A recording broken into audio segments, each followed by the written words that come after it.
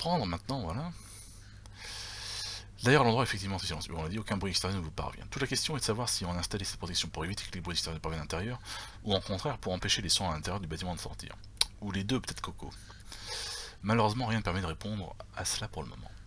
Qu'allez-vous faire à présent? Monter ou descendre les escaliers? Je crois qu'elle n'est pas encore là. Ah, mais j'entendais des pchit, donc je coupe la vidéo pour le moment. Pour le moment. On attend de savoir si tu montes ou si tu descends les escaliers. Ouais, je vais commencer par descendre. Vous commencez à descendre les escaliers. Petit petit, vos yeux s'habituent à la faible luminosité, mais plus vous descendez, moins vous y voyez. Vous avez rêvé finalement un nouveau palier. Devant vous, une lourde porte en fer. Certainement l'entrée des caves. Vous tournez la poignée, la porte n'est pas dérouillée. N'est pas dérouillée. N'est pas, Moi, par contre... n'est pas verrouillée, peut-être, plutôt. Je pense qu'il y a un petit moment d'absence. Et puis voit dans un grincement assez sinistre. Impossible en revanche de voir quoi que ce soit à l'intérieur de cette pièce plongée dans un noir total. Tu n'as pas la vision de nuit. Toujours pas, non.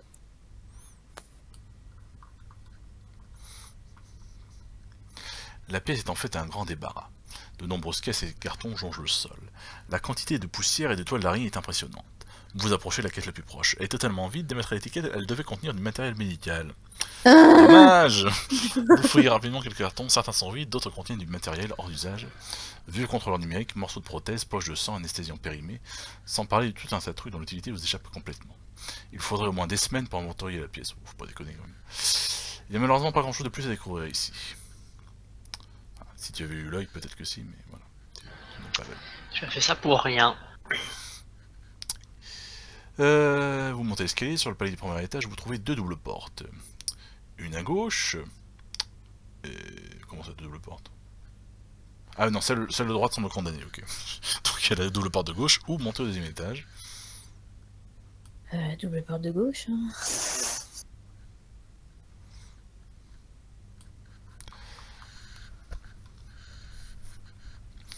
Vous poussez lentement les battants de la double porte. La grande salle qui se trouve derrière n'est pas éclairée. Heureusement, la luminosité ambiante est suffisante pour que vous puissiez voir de quoi il s'agit. Des lits sont disposés des deux côtés de la pièce, séparés par des cloisons amovibles. Cela ressemble à une chambre d'hôpital. De l'autre côté de la pièce se trouve une nouvelle double porte d'où provient la lumière. Il semble d'ailleurs que quelqu'un s'y trouve, car quelques bruits étranges en proviennent.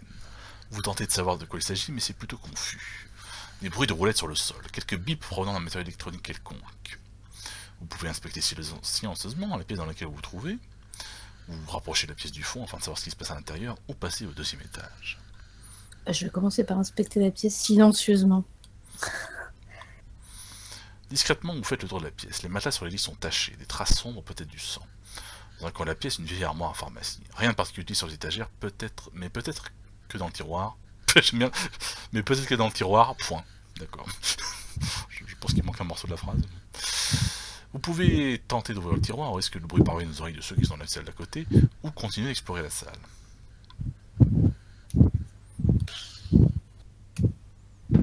On va essayer d'ouvrir le tiroir, hein. De toute façon, vu ce qui me reste comme point de vie.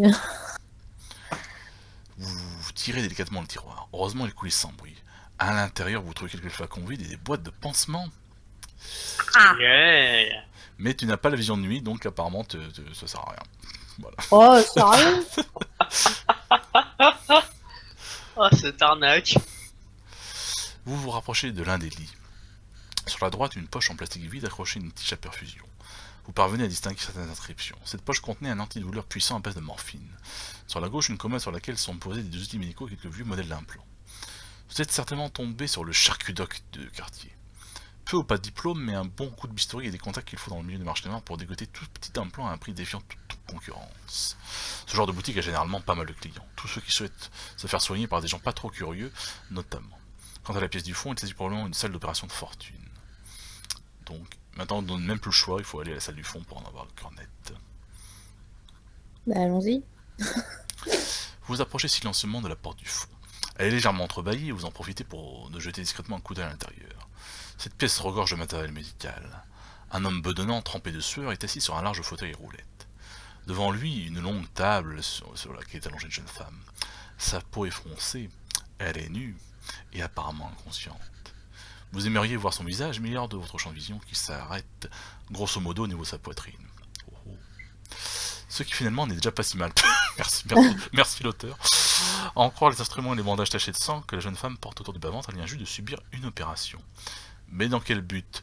Si c'est le bas-ventre, bon, je pense pas qu'elle aura des enfants. Hein. Il y a des chances. Et je fais une pause le temps de... Ouais.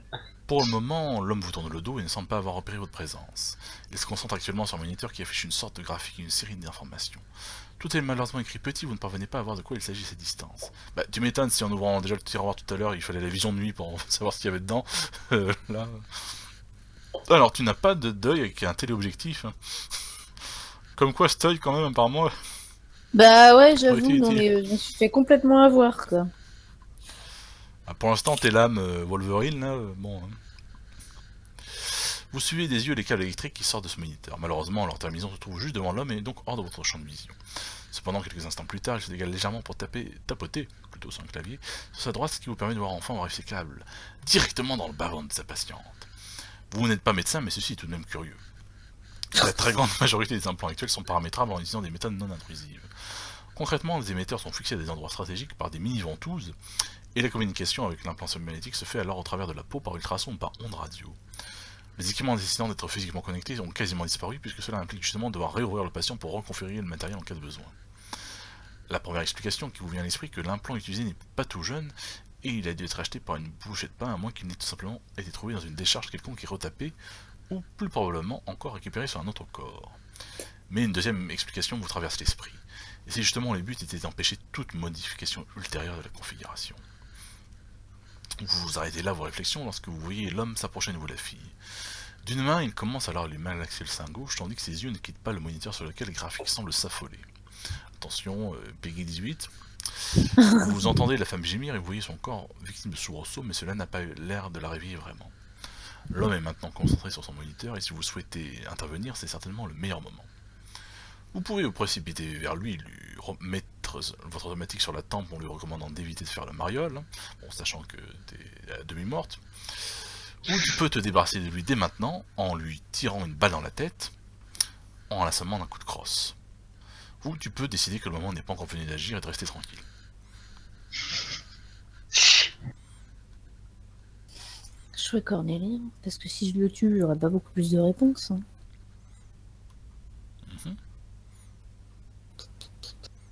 Si tu l'assommes, tu pourras en avoir plus tard peut-être.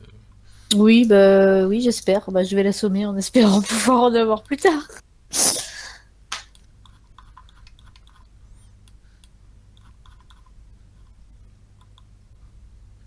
Vous avancez lentement dans cette direction. Il est tellement concentré qu'il ne vous entend pas et avant qu'il ait pu réagir, votre coup de crosse l'assomme pour un bon moment. La jeune femme est toujours inconsciente. Et tu travailles pour Raoul. Qui pourra payer un peu plus parce que là, ça devient plus dangereux que... J'aurais bien voulu qu'ils me fournissent du matériel médical en fait. Parce que l'arbalète elle est sympa, mais. Attends, excuse-moi. C'est la fin de ton aventure. Vous pouvez maintenant voir son visage, il correspond trait pour trait à celui de Jeanne. C'est Raoul qui va être content à condition de réussir à la débrancher de tout ce bordel, de la réveiller et de l'emmener encore en vie loin d'ici. En fin de compte, vous avez peut-être eu tort de vous débarrasser du Toubib. C'est ce dont vous vous rendez compte en essayant de la réveiller au moment où ses moniteurs affichent... Mais bah, tu l'as pas dit, tu l'as juste... Bon.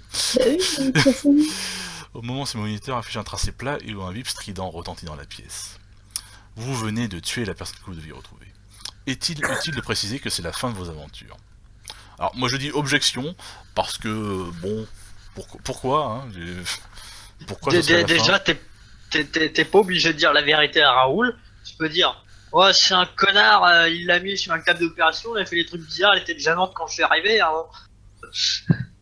Bah ouais, puis de toute façon il s'attendait déjà à ce qu'elle soit plus ou moins morte quoi. Donc, voilà, donc bon, il y a un peu de... Puis je l'ai pas tué, merde. Puis on est dans un monde clairement, voilà, hein, c'est pas la morale non plus qui nous retient trop, donc c'est un peu bizarre comme fin. Bon bah, on va revenir juste en arrière, hein, avec une pénalité quand même. Donc, alors attends. Tu perds un point d'humanité.